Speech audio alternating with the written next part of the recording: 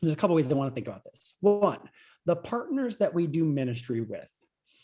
Sometimes we, work with those, go to those youth gatherings that are organized by groups. So we go on service trips that are being organized and run by other organizations.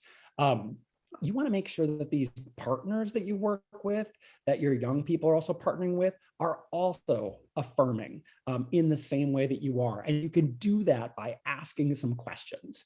And you want to do this because, quite frankly, a lot of, I'm calling them para-church organizations, come from non-affirming denominations.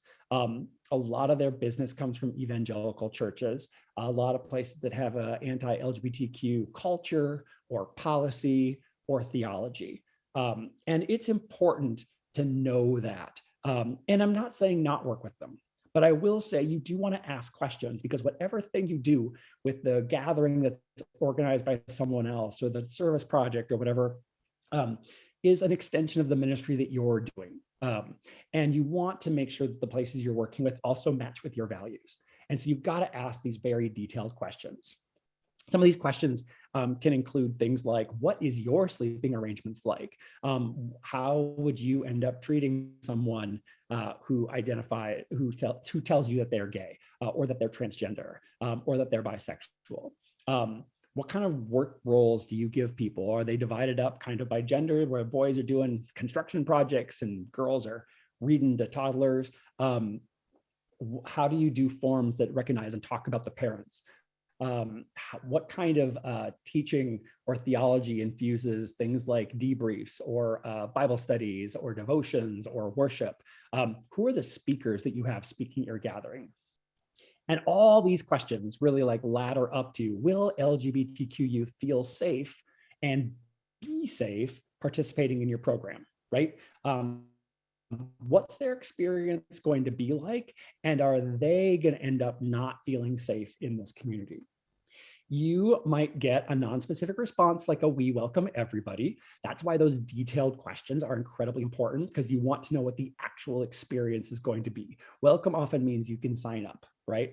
Welcome often means you can donate money. But what is that experience going to be like? And is that going to be safe enough? And then you have to ask some deeper questions. What is the grounding theology that underscores the work that you do? Do any portion of your fees go to programs or campaigns that are working to diminish legal protections for LGBTQ people? Has your organization supported anti-LGBTQ legislation in Congress, state legislatures in other country?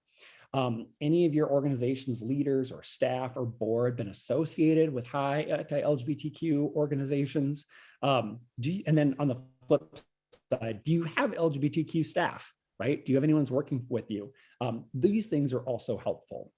And the underlying question of that is, if I am part of this ministry, am I supporting, with my LGBTQ youth, am I supporting the harm of LGBTQ people through my participation, right? Am I hurting the youth that I am trying to reach and that I'm trying to minister to?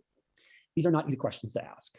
And I really just want to recognize and acknowledge that can be a little bit challenging, but it's necessary for the youth that are in your program, and probably for other youth that are participating that maybe no one did ask those questions on behalf of them too.